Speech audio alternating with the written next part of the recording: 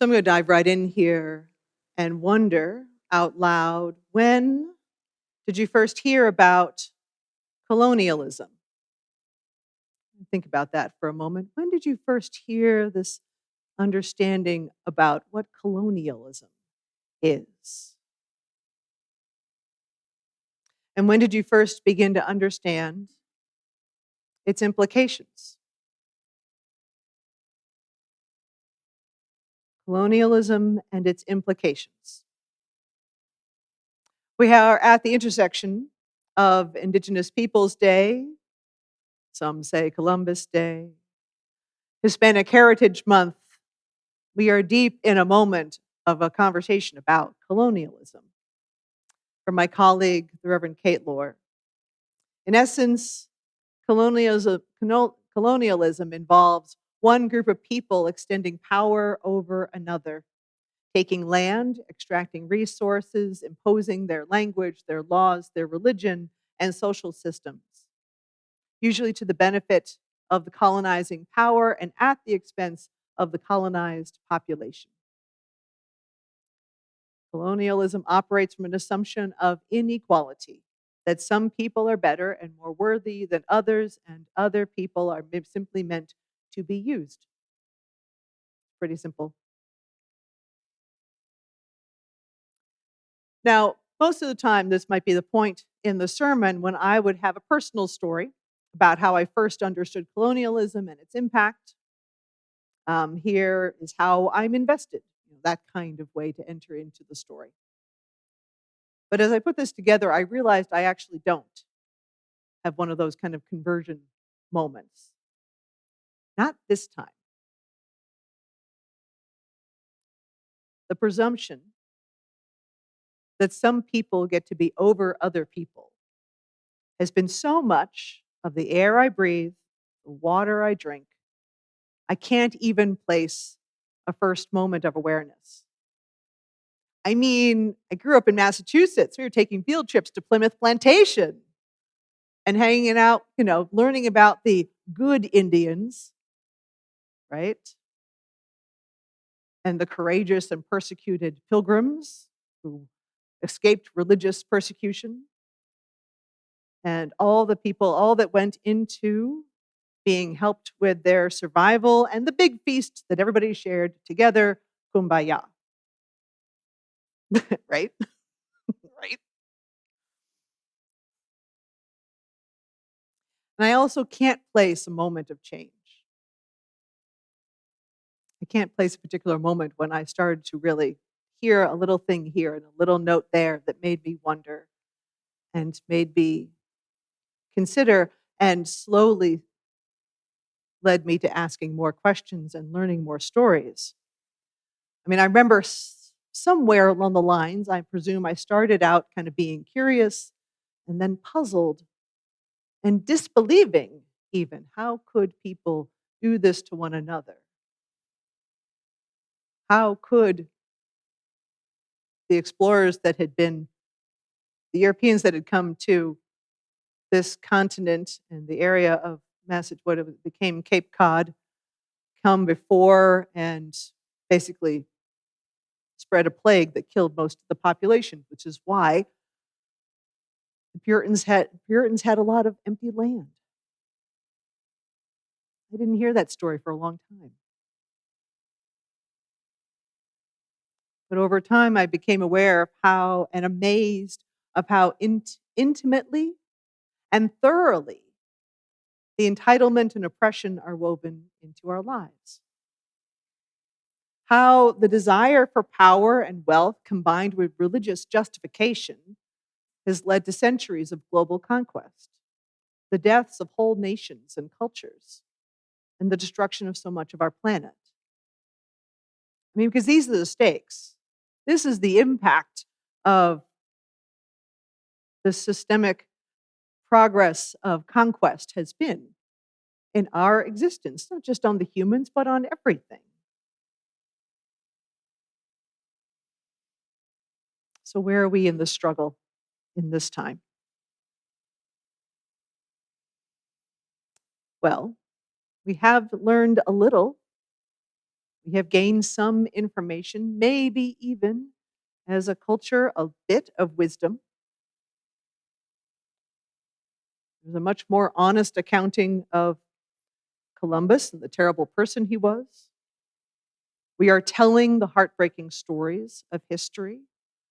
We are talking about the people directly impacted by colonialism and encouraging the reclamation of culture and language and art as much as possible in Massachusetts, in Illinois, in Oklahoma, among other places, among many places. To put it simply, we are encountering the history and the systems with respect and imagination and love for many of us, and the work that follows that care, even though there is so much work to do, it is daunting by itself. The theme for this month is cultivating compassion. And for today, I'm looking at compassion and justice.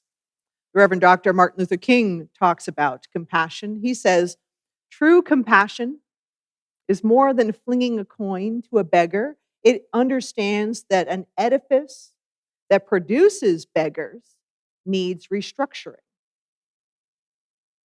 True compassion, he says. An edifice that produces beggars needs restructuring. From Amanda Beam, she says, but compassion is much more than a thought process or feeling pity for a poor and destitute soul. It's action. It's trying to remedy the underlying causes of suffering while internalizing the heartache as your own.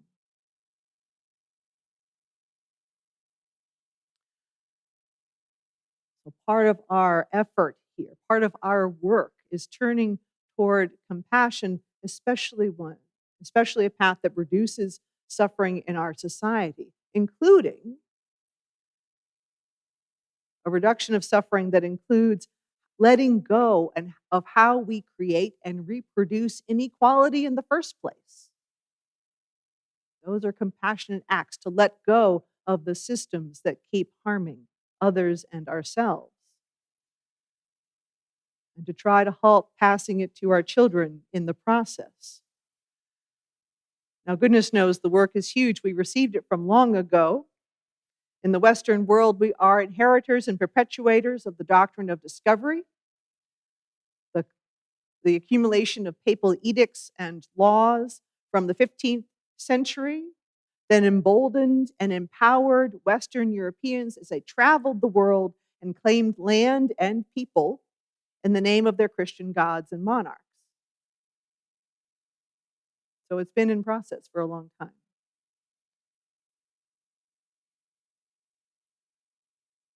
And these inequities continue into today. This is partially why we make an effort to make more visible heritage and culture from many cultures, including Hispanic Heritage Month. We still claim rights as these kind of United States and other nations still claim rights to be controlling other nations, to dominate and claim land and wealth while subjugating the people. We still operate from that. In our laws, even if sometimes our attitudes are changing, our laws come from these doctrine of discovery things. And so we are still unpacking all the implications and letting go and wondering how equality would actually look like if we weren't attached to laws that keep perpetuating the bias. We simply see it, for example, in just in the story that we had today of how Native Americans regard their hair and the deep connection to their spirit and to the earth, and how we are within a generation of people being told they have to cut their hair, they have to conform to the white European way. Can I get an amen, Joe? Amen. Thank you. And it's not even the past generation. Children are still fighting for the right to have their hair long. It certainly was the case when I was in Texas. It is not done. We have not learned entirely. We are not past. It is still a work in progress.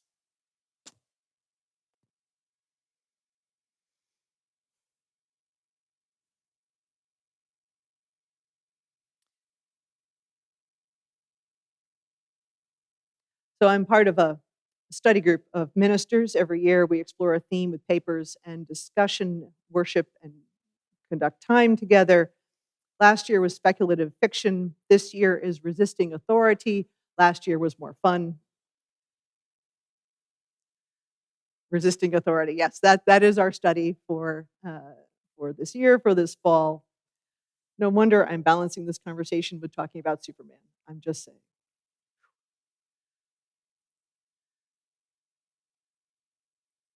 But it's not without connection, talking about speculative fiction, Superman, and resisting authority, because so much of our conflict stems from efforts to push people apart, to keep disconnection alive, the industry of anger generation. We are cultivating, people are cultivating anger and furiousness so that they can keep people engaged and also keep people separated. But the underlying theme that last year and into this year, to me, is this theme of moral imagination.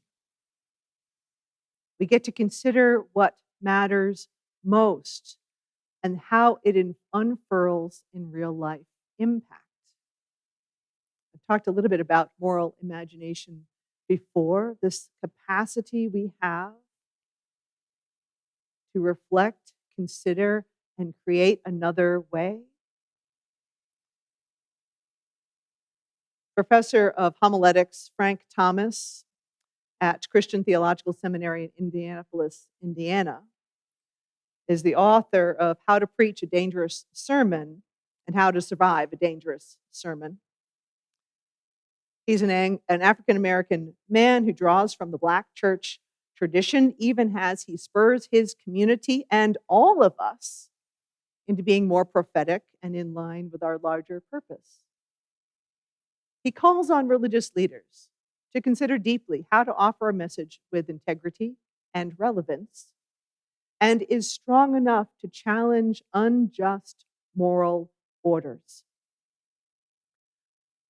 Frank Thomas recognized how the world, average people, as well as leaders claiming authority and being an example, how we operate from a moral hierarchy. There are those who are deemed good, occupy a higher position, and those who are deemed less worthy are not so much treated with respect and value. This is again at the core of the doctrine of discovery. Those who are Christian, white Christian male at the top, and everybody is successfully worse going down. It's the same idea. He talks about a dangerous sermon. He says a dangerous sermon challenges unjust moral orders and dominance hierarchies and the resulting misallocation of freedom, resources, assets, and legitimacy. A dangerous sermon disrupts the legitimacy of the oppressive moral order that operates smoothly, efficiently, and often silently in the political, economic, cultural, and religious structures of a given society. Basically, those at the top are challenged when folks bring to light the humanity of those at the bottom and say again and again, all are equal. This is a threat. Thomas's call is to remind us of the power of moral imagination, to wonder about the order of the world, what led us into this moment, and why. How powerful it is to question and observe how other people respond, and ourselves. This is not a projection experience, this is a reflection experience. So we get to be called to moral imagination that expresses our ethical and spiritual values. We have a chance to observe and make a change. This has been being done in the course of the 20th century and through the 21st century, including those first efforts to say this weekend could be Indigenous Peoples Day, for example. The more we learn, the more we can choose justice and compassion, even when, especially when, it is uncomfortable, when we feel guilty, responsible.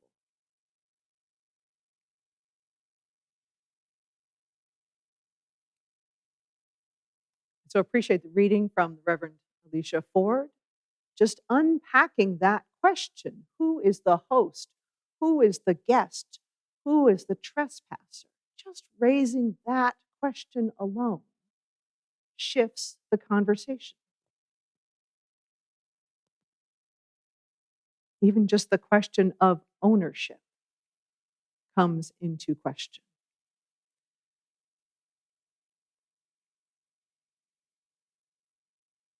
We are confronted with navigating the presence of colonialism every day. And it is so much our work to do. But there are moments when it gets really interesting and visible. Just recently, the National Football League announced that the musical artist, Bad Bunny, if you haven't read the news, no, really, this is a person. I'm not terribly familiar with him either. Bad Bunny will headline the entertainment during halftime at the Super Bowl. There we go. It is the biggest sports, entertainment, and advertising stage of the year in this country, right? Now, Bad Bunny comes from Puerto Rico. His music is largely in Spanish. He doesn't speak a whole lot of English. And the NFL has been seeking out entertainers to represent the racial and cultural diversity of this country. And this choice, all right, so he's not white, he doesn't speak English. And he's a rapper. So do you think he was just greeted with roses and love? Sure, by some. This choice and the announcement sent certain conservative white populations through the roof. There was, oh, Bad Bunny is not a US citizen. Puerto Rico, part of the US, doesn't get the power of being a state, but is in fact part of the United States. Oh, and that anybody who's going to be entertaining on this scale should learn English in 4 months.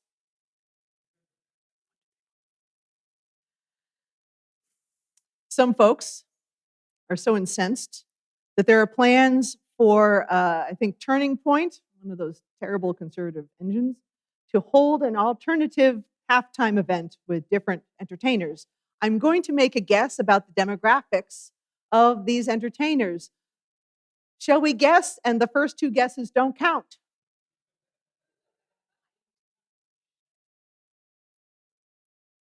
White, English speaking, probably guys, probably able-bodied. There you go. Oh, such reactivity. It's going to keep the news in business for some time. Because simply by making this kind of choice, we get questions about trespasser and guest, hospitality, owner, who counts as a citizen. Boy, we've had that conversation right now, don't we? Even as we continue to be bound by racial and economic hierarchies. Make no mistake, the NFL remains, at best, a mixed bag of bias, capitalism, and white supremacy. And football, I'm just saying, yes, people love football. And power, including for someone like Bad Bunny. That choice reveals, think about that choice reveals where power might actually be, not just where some folks think it should be. So maybe you don't watch football, but boy, we're going to be eating some popcorn and watching the game. We are called into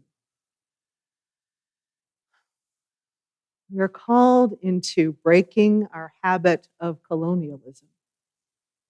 We are called into our moral imagination that is an exercise of love, of care, of awareness, of respect. We are called into strength, to be in our capacity to meet the world as it is, even when so many things have shaken, so many things have been disrupted. I am so grateful that my children are not learning the same story about Plymouth Rock that I did. They don't. They haven't.